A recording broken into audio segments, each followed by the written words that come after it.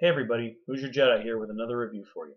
This time I'm going to be tackling episode 1 of season 2 of Game of Thrones, titled The North Remembers. So, first thing that I want to get out of there is that I have read all the books. However, it's been a little while since I've read some of the early ones, so if I forget some little details about what's going on, please bear with me and forgive me. So let's get into it. One thing that I did like that they did right there at the very beginning, and spoiler, this is a teeny tiny spoiler, this is different than how it was in the books, is how Sir Dantas ended up becoming Joffrey's fool. Let me just say that I kind of got my fill of male full frontal nudity last season, so I'm glad that that was changed. On the other hand, what they did was still extremely effective. It shows that Joffrey is just evil and a sociopath a sadistic sociopath who likes to hurt people.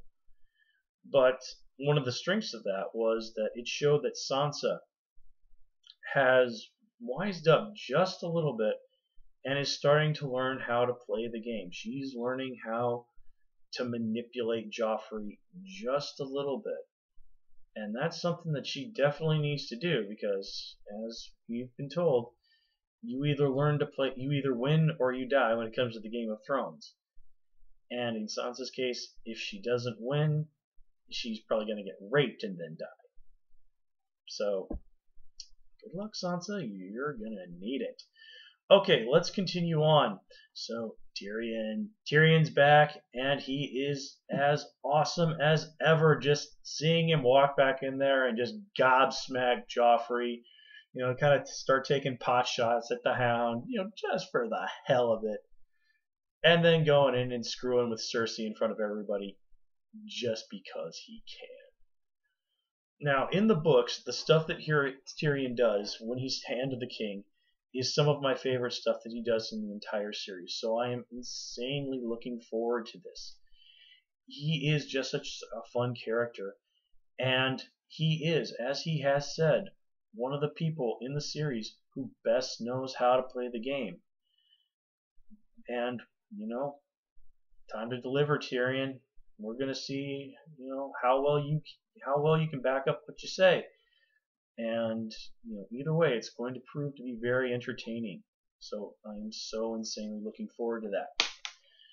Now, we also, this being the first episode after a while, it's necessary for us to check back in with everybody, which this episode does, and it does pretty nicely by using the comet as a framing device for us checking in with most everyone. One of the first things I can't talk. One of the first things we do, of course, is pop over and get to really start meeting Stannis and Melisandre. Stannis was a character who, in the books, I really kind of had a hard time picturing in my head.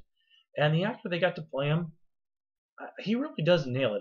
Forgive me if I'm still learning the new actors' names, so forgive me for that.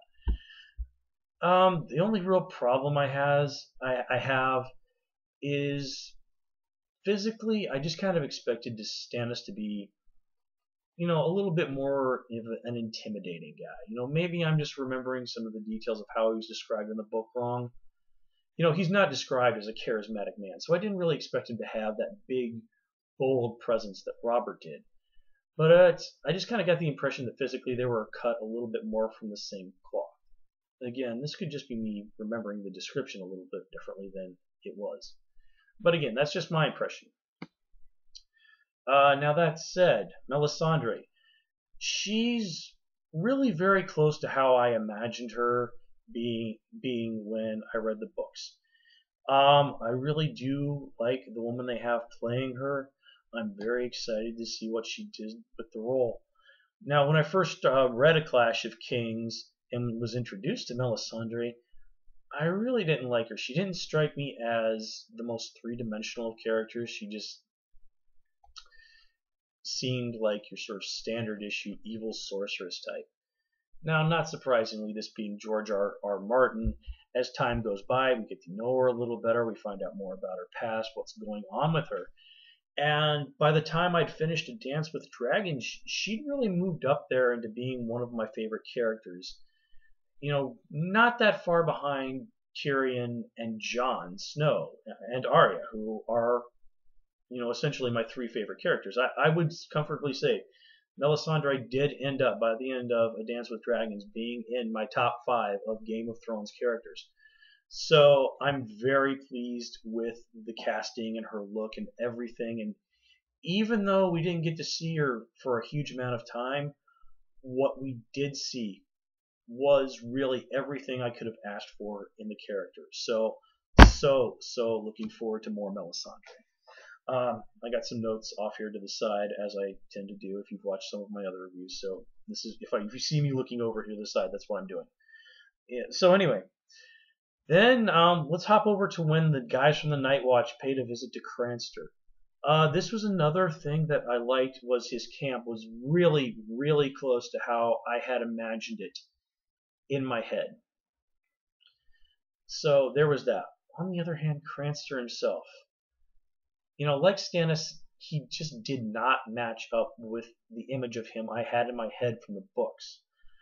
I'm watching him talking crap to the guys from the Night Watch and just keep thinking, this is like one old man and you've got 20 guys with you? You could whip this guy's ass in no time, and you should really make it clear to him that you can.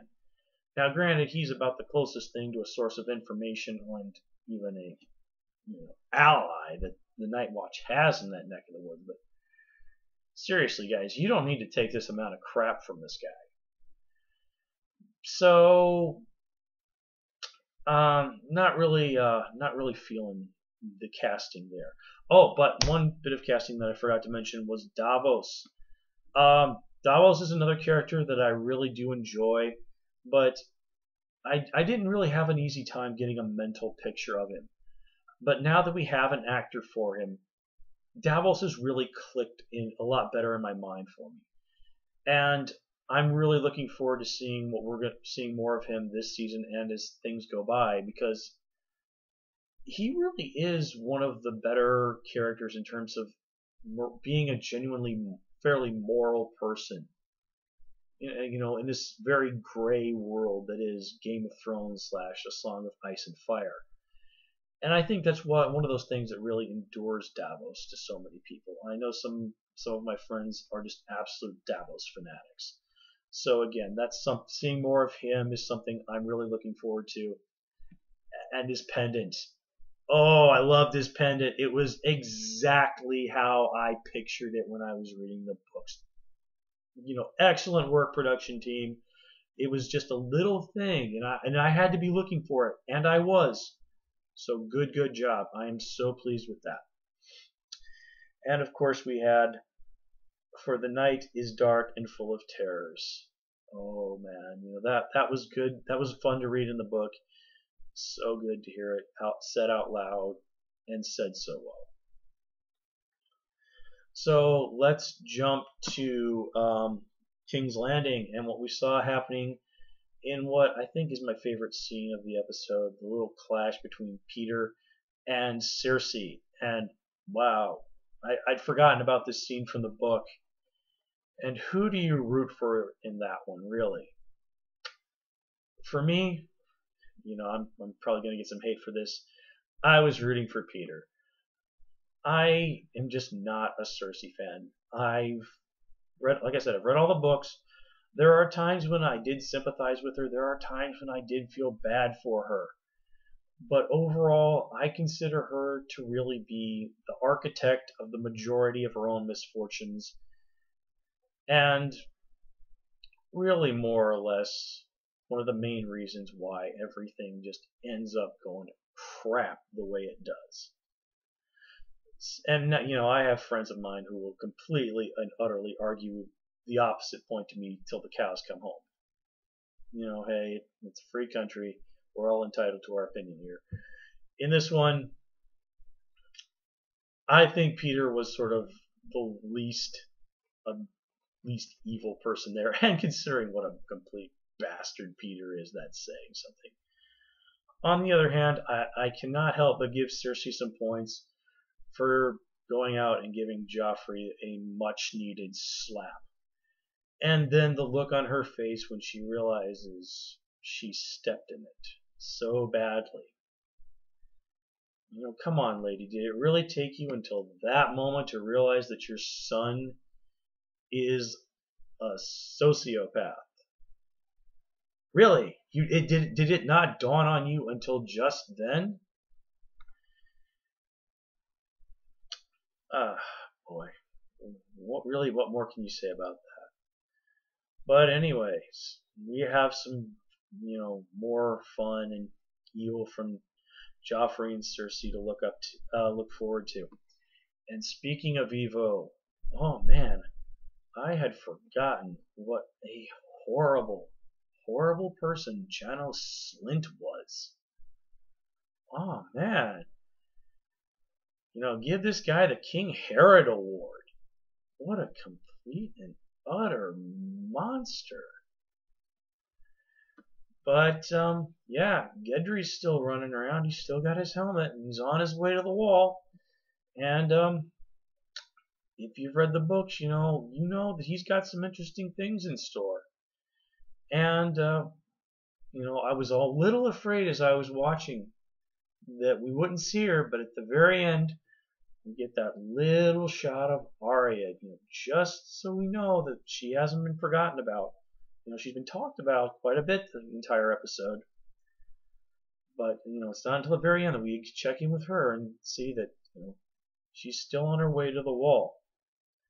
Oh, yeah, one scene I want to talk about before I sign off here is, of course, the scene between Jaime and Robb. This is another scene from the books that I'd kind of forgotten about, but actually seeing it play out, that and Bronn's dream of seeing through his wolf's eyes, it comes across so much stronger when I'm seeing it on the screen than it did in the books.